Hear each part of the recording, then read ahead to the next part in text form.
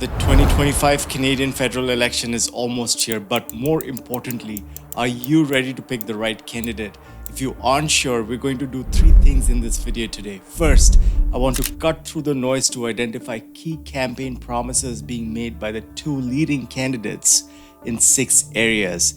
There are clearly more areas, but we're picking 6 today.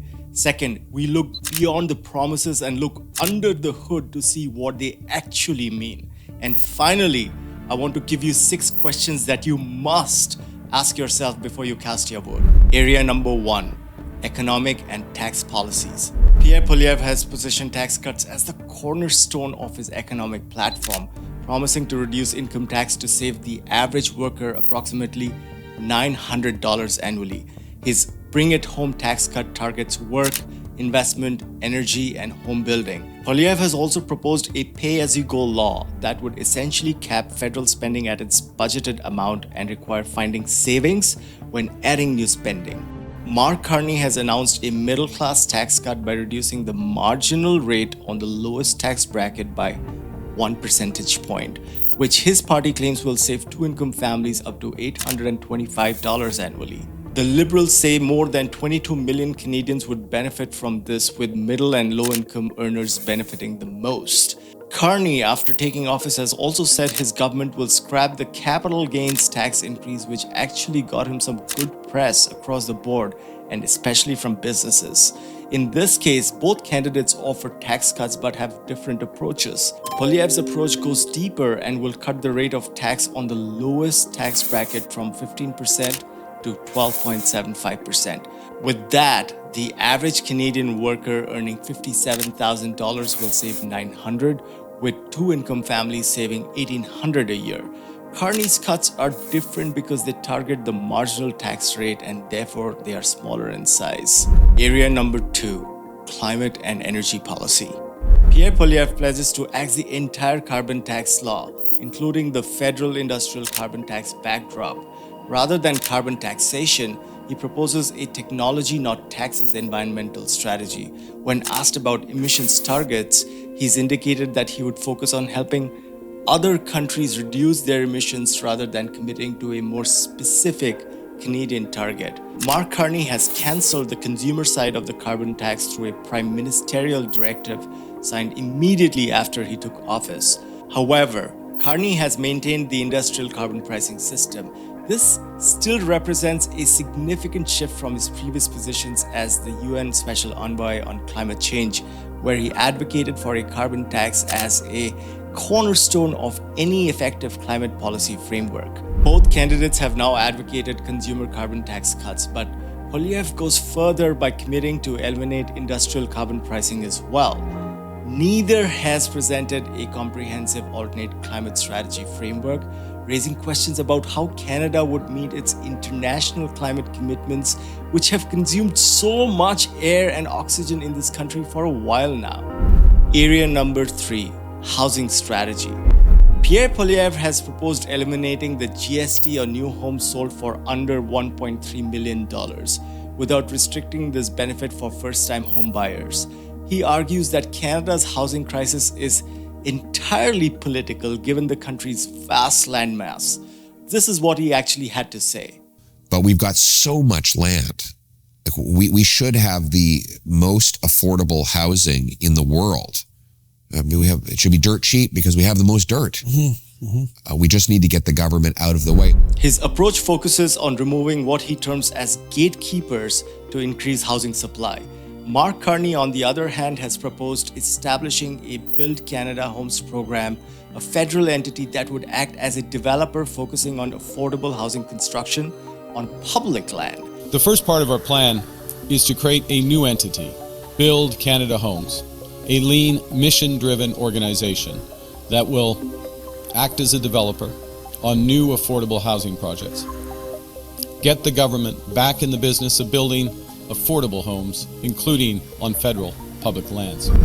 This initiative includes allocating over $25 billion for builders of prefab homes. Carney has also set a pretty ambitious target of building 500,000 houses annually and promised to eliminate the GST on homes up to $1 million, specifically targeting the first-time homebuyer market. These approaches reflect fundamentally different philosophies. Poilievre's market-based solution focuses on tax cuts and deregulation, while Carney proposes direct government intervention through investment and development. Carney's plan specifically targets first-time homebuyers, while Poilievre's benefits all homebuyers under the threshold. Area number 4, resource development and trade. I am announcing today that within 60 days of taking office, I will repeal the unconstitutional No New Pipelines Law C-69. Pierre Poilievre has promised to repeal Bill C-69, or more popularly known as the No More Pipelines Act, within 60 days of taking office. He's also pledged to create shovel-ready zones with pre-approved permits for major resource or energy projects, aiming to accelerate economic development in these sectors. He wants to eradicate trade barriers between provinces, including the many exemptions that exist, and make it way easier than today for goods to move east to west across the country. Mark Carney has confirmed that he will not repeal Bill C-69 if his party forms the next government. And he knows very well that this is a political hot button at the moment. And I must say he's doing a good job to not talk about all the work he did behind the scenes that influenced a lot of Canada's current climate policy. Contrasting to Poilievre's approach, Mark Carney talks good amounts about creating a $5 billion trade diversification corridor fund to build much needed infrastructure and create jobs to diversify Canada's trading partners. And if the United States no longer wants to lead, Canada will. He emphasizes the need to strengthen Canada's economy in response to US tariffs under President Trump, positioning himself as uniquely qualified to negotiate with the US given his experience as the former governor of both the Bank of Canada and Bank of England. In this case, Poilievre focuses on domestic resource development and free trade inside the country, which the campaign claims can boost the economy by as much as 7.9% and generate an economic boost of $200 billion per year, or $5,100 per person, while Carney emphasizes international trade diversification and infrastructure investment. Their approaches reflect different priorities in strengthening Canada's economy. One is more inward-looking, the other is outward. Area number 5, skilled trades and employment. Pierre Poilievre has announced a plan to boost training of workers in skilled trades by $350,000, reinstate apprenticeship grants of $4,000, which he calls more boots, less suits. This includes faster access to employment insurance for apprentices in licensed trades, harmonizing health and safety regulations, and business write-offs for traveling trades workers. Mark Carney has announced a plan to cover apprenticeship training costs of up to $8,000 for registered apprentices. His plan also includes doubling the funding for the Union Training and Innovation Program from $25 million to $50 million annually, and establishing a $20 million capital funding stream for colleges to support new training spaces for apprentices. Both candidates recognize the importance of skilled trades. This is an important part of the vote bank, and both appear to have reasonably well-designed proposals for those wanting to be in the trades. Area number 6, immigration. Let's start with the Liberals this time. Oh boy, they really opened the floodgates and let even those people in who were probably not even qualified to come here in the first place. In recent months, the previous immigration minister, Mark Miller, has tried to clean up the royal mess that has been created. The damage is unfortunately done, and only the strongest of immigration pivots will allow Canada to fix its mistakes. I have not seen Mark Carney say anything about immigration which is not a continuation of what the Liberals have been doing, at least in the recent times. It appears to me that he is essentially piggybacking on the amends that were started under Justin Trudeau. Pierre Poilievre has proposed reducing annual immigration to 250,000, a return to Stephen Harper era levels, arguing current targets put tremendous stress on housing and public services. And you know what? He is right about that. His platform ties immigration to housing stock growth, pledging to link population growth to infrastructure capacity by using construction rates to set annual targets. Poilievre emphasizes stricter controls on temporary residents, including deporting non-citizens who commit crimes. Overall, immigration is a hot mess, and both candidates will have to go above and beyond party and ideological lines to bring this country back to a steady state. The federal government just made a major cut to its immigration plan for both permanent and temporary residents, with the goal of not just slowing population growth in Canada, but actually reducing it to basically zero. It's reducing permanent immigration levels by at least 20%. Cutting temporary immigrant numbers by nearly 500,000 a year. This is a huge about face for the Liberal government. They basically hit pause on the system for 3 years. It's just unbelievable, dramatic revision downwards. Okay, all the things that I just shared are what the candidates are saying on the surface, but I try to read between the lines and understand what all this talk really means for you and I.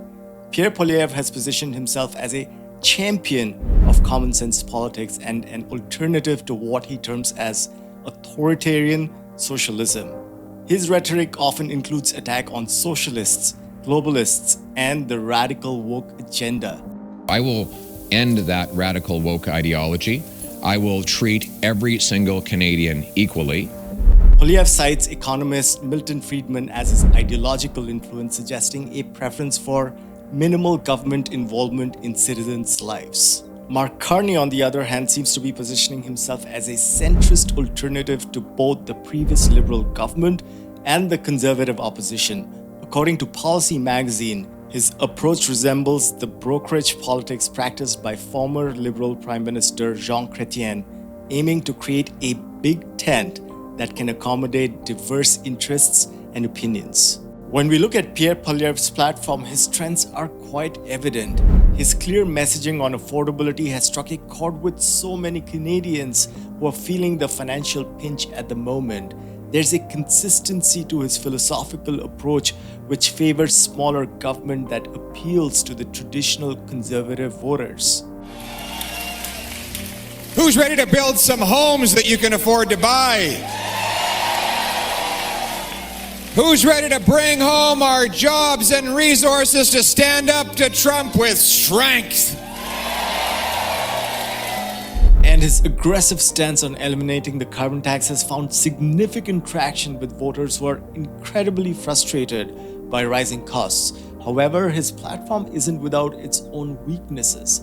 His proposed tax cuts would cost approximately $14 billion annually, and it's not entirely clear how this revenue loss would be offset. On social issues, Poilievre has generally refrained from commentary, a tendency that is typical among senior conservatives who view these topics as, I guess, politically risky. And while he has made claims to control future immigration, he has not shared any clear model to tackle the millions of people in this country who will go out of status on their temporary visas over the next 2 to 3 years, or those people claiming fake asylums just to remain in this country. If I think about Mark Carney, his strengths include a reasonably detailed, multifaceted approach to the housing crisis with specific funding allocations that give voters concrete proposals to consider and evaluate. His international background and economic expertise could prove valuable for trade negotiations, especially given the current environment of tensions with the United States. And our response to these latest tariffs is to fight, is to protect, and to build. We will fight the U.S. tariffs with retaliatory trade actions of our own that will have maximum impact in the United States and minimum impacts here in Canada. He is trying to cover a lot of ground in a very short amount of time, and Carney faces significant challenges as well.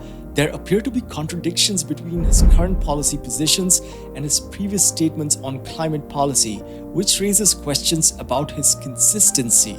It is also worth questioning whether his ambitious housing targets of 500,000 units annually are actually realistic given current construction capacity constraints.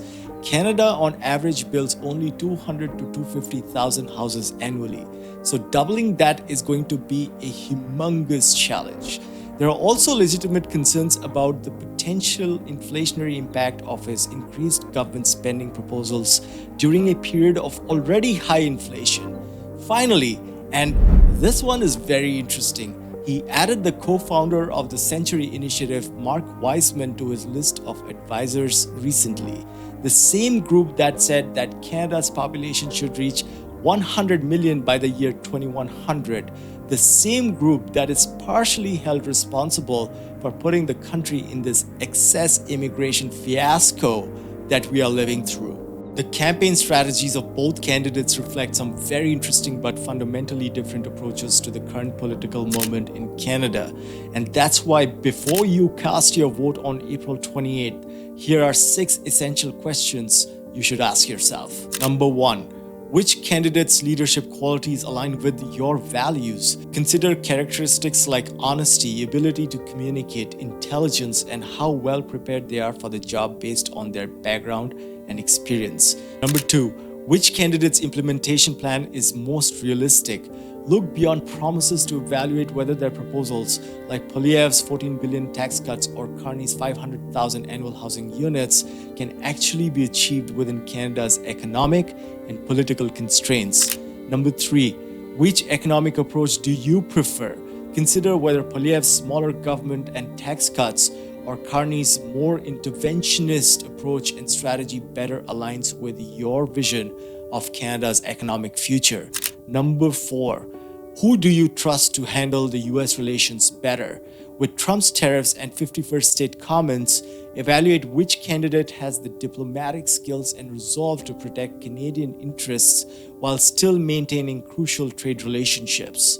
Number 5, which candidate demonstrates the ability to unite Canadians across regional divides? With concerns about Western alienation and national security emerging in the campaign, consider which leader can best bridge regional differences. Finally, number 6, how important is consistency versus adaptability? Consider whether policy shifts like Carney's carbon tax reversal represent thoughtful evolution or political opportunism, and which quality matters more to you in a leader. Your vote is incredibly powerful. It is your chance to build the country you want for yourself and the people that matter to you. So make it count.